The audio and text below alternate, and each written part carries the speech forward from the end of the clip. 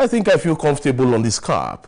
Well, on the agenda today, Delta State Governor, Right Honorable Sheriff Oborevwori, has defected from the People's Democratic Party to the All Progressives Congress, APC.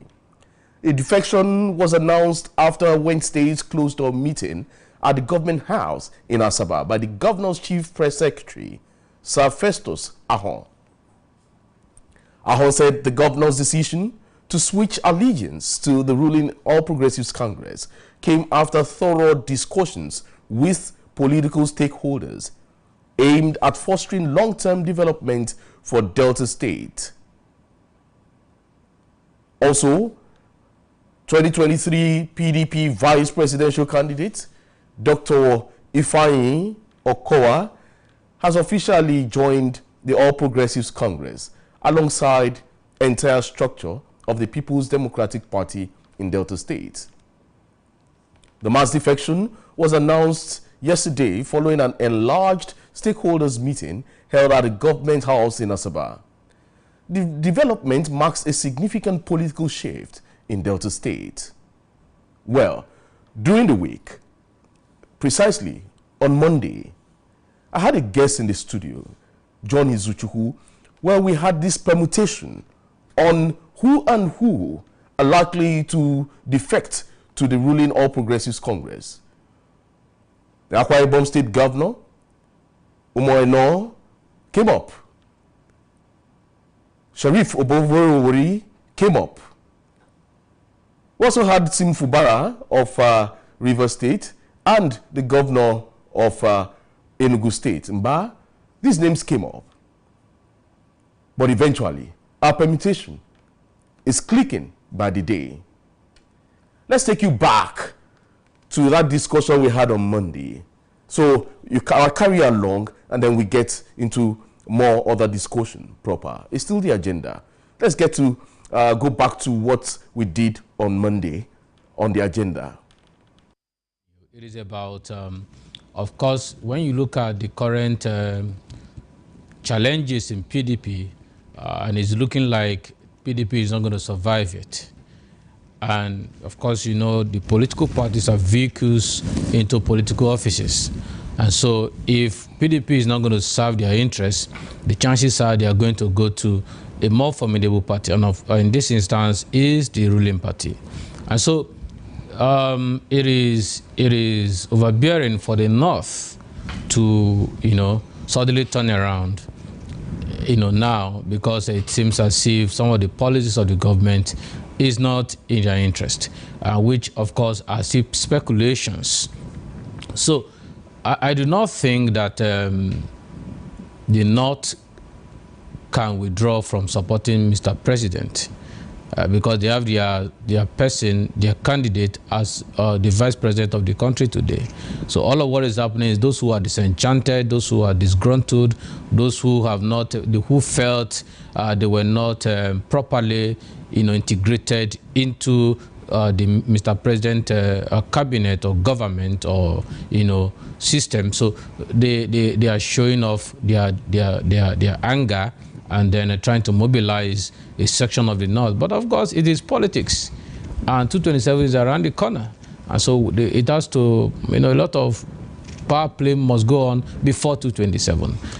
Well, so it is too early to, you know, to start permutating whether Mr. President was going to return as but the handwriting is on the wall already. Most of the political gladiators in Nigeria are planning to see if they could still retain their seat, especially those governors going for their second term.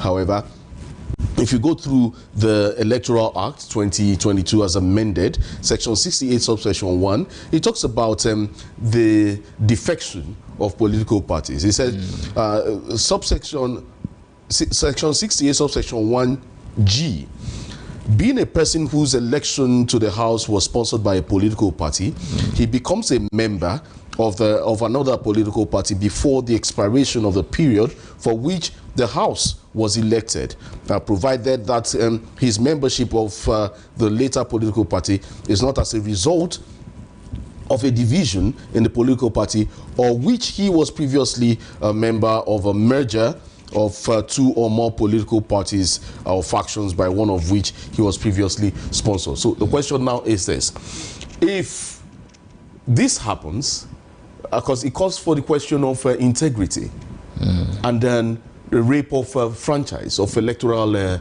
franchise by the people. And now, somebody was elected under a platform of a political party.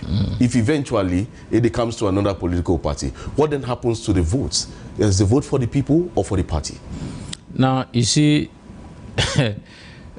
we need to be clear. Okay. There are precedents to these matters. Are these precedents good? Yeah, you see, the fact remains that for expediency's sake, they don't want their political career to get ruined by a party who is not putting its ass together. Do you understand? So you see the case of Rivers, which is the most recent one, when the 27 lawmakers defected to APC. It's on video, and eventually they were still brought back by the courts to retain their positions. You see, that is a peculiar case in the sense that there was a verbal statement. Was the gavel hit before anything? If the gavel was hit, then yes, they would have been said to have been defected from the PDP to any other party. Okay. Now, have they obtained a membership card from any other political party? No. Okay. So, as far as they're concerned, they have not defected. So, but the activities they're involved with, is it PDP activities? Is former Governor Wike a member of the PDP? No. Is former Governor Wike a member of the PDP? That's a different case. No, it's still the same case. It's a PDP member. You can work for the opposition and still be a member of a party. So they will be working for the opposition as members of the House of Assembly, and then they are not members of that party. Someone put them there. Now, these are the issues. See, we need to come of age in our political practice. It's not new to Nigerians, and to some of us who are keen follower of what's happening in the politics. It's not new that Mr. President wants or needs to get to be re-elected for the second term. But what we should be worried about is, with all of this going on, is it not too early for us to bring in politics? Because this is just 2 years and we have not seen any meaningful development that we, propel Nigerians to go in its direction the second time. But this is not the first time. You find out that for a 4-year term, for a 4-year tenure of a single term, you find out that after 2 years, politicking begins. That's not too good for our democracy. You said last week that the kind of democracy we practice, the variant is strange. It's very strange. So this is one of those strange things. Yeah, but you see, it's also the reason why this conversation must go on and on until we begin to get things right. Now, I believe personally that, this is my opinion, Mr. President and APC can't stand strong opposition. They do not have the capacity, the strength to stand strong opposition. So it is the reason why they are using every machinery within their disposal to weaken and in fact crush down all other oppositions. And again, that is not too good for our democracy, because you cannot always see things from the same perspective. There is need for divergence view, for us to have a holistic and robust stakeholders engagement towards development. So if you only see things from the prism of your party members, you may not be able to do so much. And I believe that Mr. President is weary. He's not, and the same thing happened in Lagos. Lagos was one-party system all along. So it's been so, even up to now, it is not too good. It's not too good. And you cannot also blame them, because we have to look at it from all angles. The PDP, the Labour Party, today are not formidable. They don't look like a vehicle that can convey you to your destination. So it's a challenge. And so you also do not want to waste money running for an election. At the end of the day, it is because of party internal wrangling here and there that makes you lose, not because you do not have the popularity or the, the people's vote. Are we truly ripe for democracy? Well, Chike, it's been said over and over that the worst democracy is better than any military rule. No doubt. But are we right for it? The challenge is that the guys who are managing the Nigerian democracy as of today have pedestaled their personal interests, ethnic interests, or regional interests above the Nigerian's dream, if there's anything called the Nigerian's dream. Because the kind of democracy we practice today is defying all democratical norms. No. That's true. But you see, we are the one who defines or determines the rule. The kind of democracy we practice as we speak. But you see, we cannot also say that we have not, democracy has not benefited us anyway. Because what we are doing here today, there was a time this convention cannot hold. The military will clamp down on this station and get us arrested. But today, there is a legal basis for which we can air our opinion, for which we can engage public issues and, provide some perspective to it. What then happens, like I asked earlier, when someone is elected under a platform and then leaves that platform and goes to another platform? What happens to the vote of the people? Now, what you read clearly states the procedure for doing such. Okay. What they want to do, from what we have gathered, news, they are still all insinuation. They may not be able to defect or crisscross to APC, but they're going to provide the necessary infrastructure, the necessary machinery to ensure that Mr. President is re-elected. The reason is because, according to them, Mr. President is on the right path. This is not politics, it's governance. Is that Mr. President is doing what suits them, what they think is going to drive Nigeria to the path of prosperity eventually. And they have their opinion. They may have certain information that is not available to the public.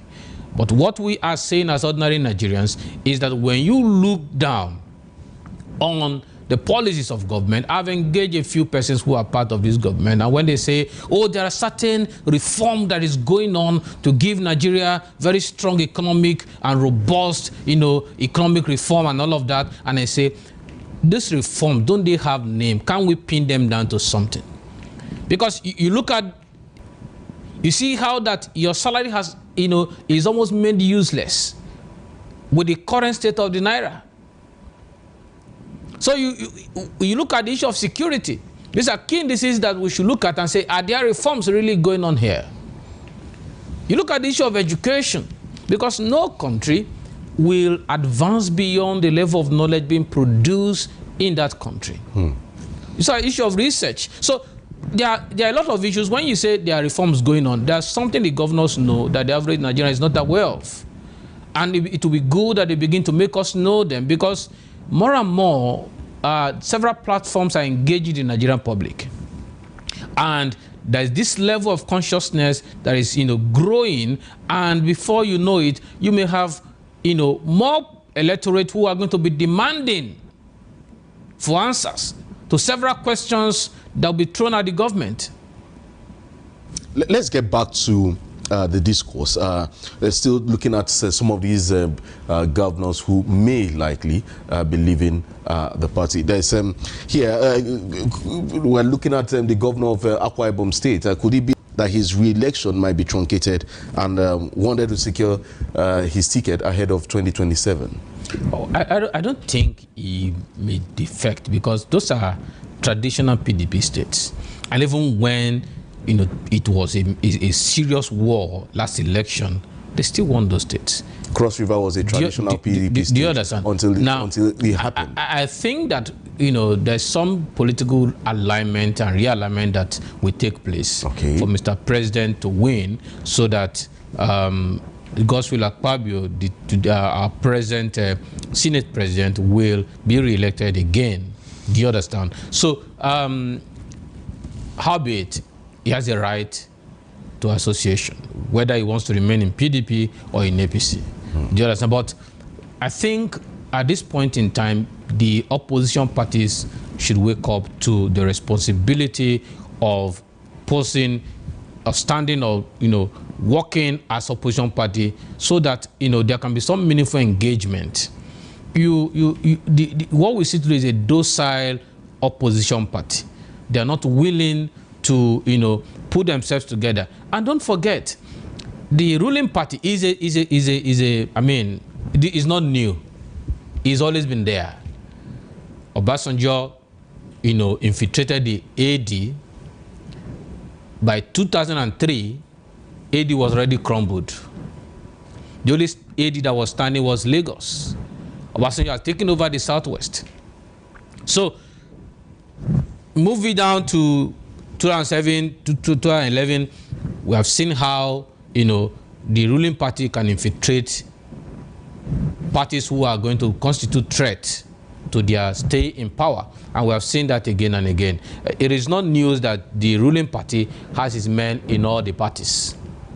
And these men are working so hard, so assiduously to kill anything and everything that is going to work in that party. And you see the way Mr. Wike spoke the last day, spoke the other time, very assertively, very, with facts as to the fact that PDP may not survive before, may not be alive to see 2027 election.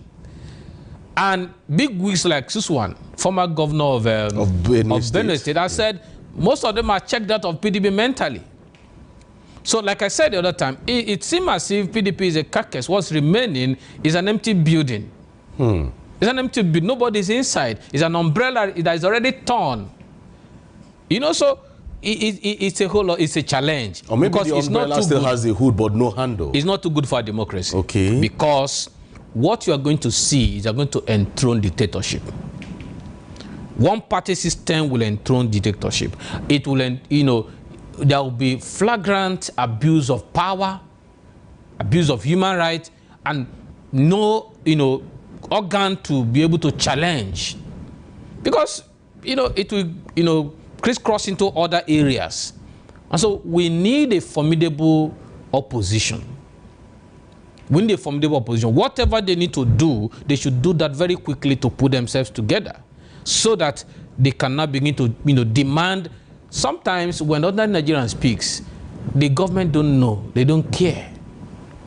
But you can see, if PDP speaks, they immediately want to respond. If Labour Party speaks, because they are all looking for narratives that can shape the perspective, the mindset of Nigerians in their own favor. So we need such formidable, platform to be able to make, pronouncement, critique the government, progressively, so that we can have some, development, and of course, check the ruling party. All right. Still on the Akwa Ibom State saga, the former governor of Akwa Ibom State, Emmanuel Udom, happens to be the benefactor of Governor Uno. Now, former Governor Emmanuel Udom has been under the watch of the EFCC. Is Governor Uno trying as much as possible to, defect and help get EFCC off the back of his benefactor? Well, this as we see in the Nigerian politics. Yes, you see, we're looking at permutations. No. I'm trying to, I'm also trying to be careful, because there are things we know that we can't say in the public, particularly on the television, because of the ripple effect. And when you have a platform like this, I believe that we need to be constructive enough to also, support the building of Nigeria. Nationhood is a long project. It's a marathon project. It's not something that happens in one day. No doubt that, he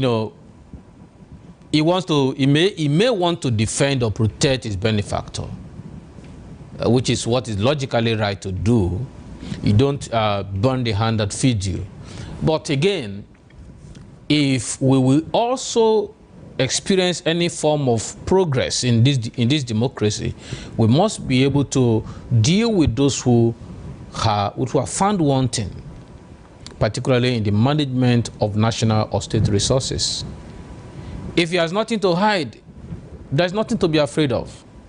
But if he has something to hide, it's unfortunate that even the anti-graft agency is from ab initio, from the formation, it was formed to chase after political enemies.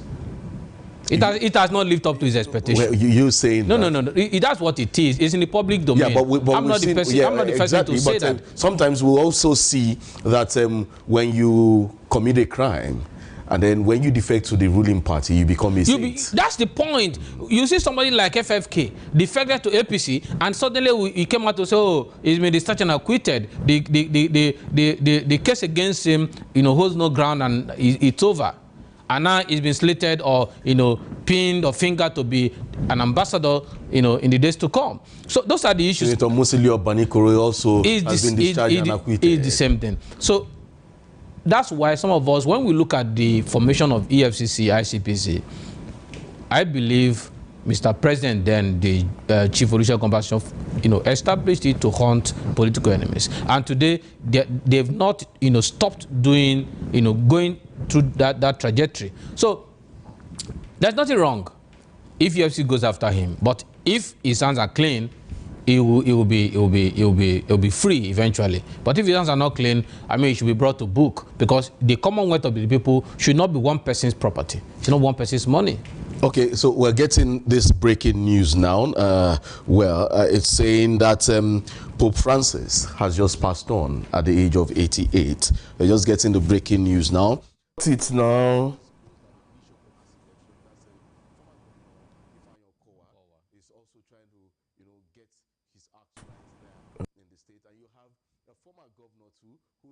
All right, welcome back from that break. Still the agenda on this dial. Well, a recap. We had this conversation on Monday. I just brought that recap to you, so you'll be able to follow what's been going on. Well, in Nigeria, politicians won't enact a law that will work against them. I'm reading from Ezra Landuka Basil's post here. It says, how on earth can a governor of another party leave the party who won an election under it and defect to another party which is an opposition, even on the election that gave him victory?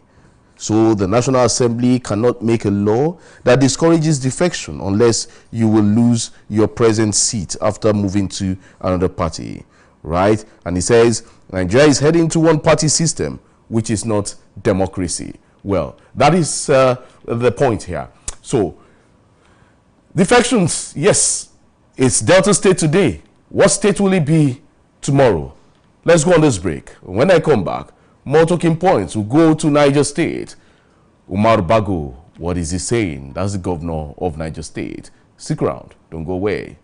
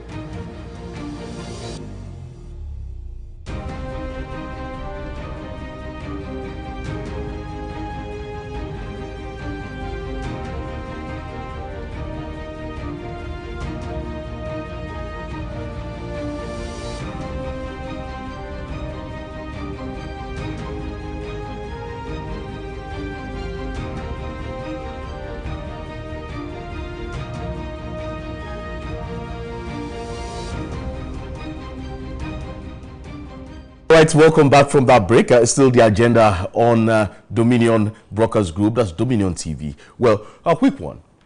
The Niger State Governor, Umar Bago, has reversed his controversial directive ordering the arrest of individuals with dreadlocks, following widespread backlash from the public and civil rights advocates. The governor had earlier instructed security agencies to arrest anyone seen with dreadlocks across the state, linking the hairstyle to rising cult-related activities and insecurity, particularly in Minna, the state capital. Let's get to listen to Umar Bago. Yesterday, we read a riot act on hooliganism, and people misconstrued our words for people who have dreadlocks. We don't have problem with dreadlocks, but we have problem with the cult here. with dreadlocks. So if you have dreadlocks and you have business, please come to Niger State.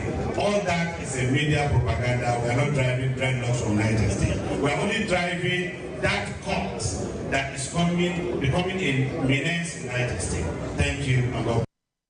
All right, Umar Bago there, that's the governor of Niger State. He just said what happened the other day was just a media propaganda, as according to the governor. Well, for the governor, he has urged Christians, Muslims, everyone to come into Niger State. Recall that he made a statement telling them to leave the state if you're on dreadlocks. But let me remind you, Kabir Sokoto, the known terrorist, had no dreads, he had no mustache or beards, but he was responsible for killings and bombings in the north. Well, the governor of Niger State has retracted his statement. In addition to the dreadlocks directive, Bago also announced a 12-hour daily restriction on commercial motorcycles and tricycles, banning their operations from 6 p.m. to 6 a.m. as part of a border crackdown on violent crimes. Well, let's get to listen to Umar Bago again on his rescinding what he said the other day as per the dreadlock saga. Yesterday we read a riot act on hooliganism, and people misconstrued our words for people who have dreadlocks. We don't have problem with dreadlocks, but we have problem with the cult here with dreadlocks. So if you have dreadlocks and you have business, please come to Niger State. All that is a media propaganda. We are not driving dreadlocks from Niger State. We are only driving that cult that is becoming a menace in Niger State. Thank you, and God bless you. All right, yes, Governor Umar Bago there. Okay, questions here. Is the dreadlock issue the major problem in Niger State? Yeah, for him, he alluded the issue of cultism there as a major factor why he made that statement. Have you forgotten that we have also treated this issue on the agenda? And that's the issue of the Mahmoud, the new terrorist group terrorizing the north-central part of Nigeria.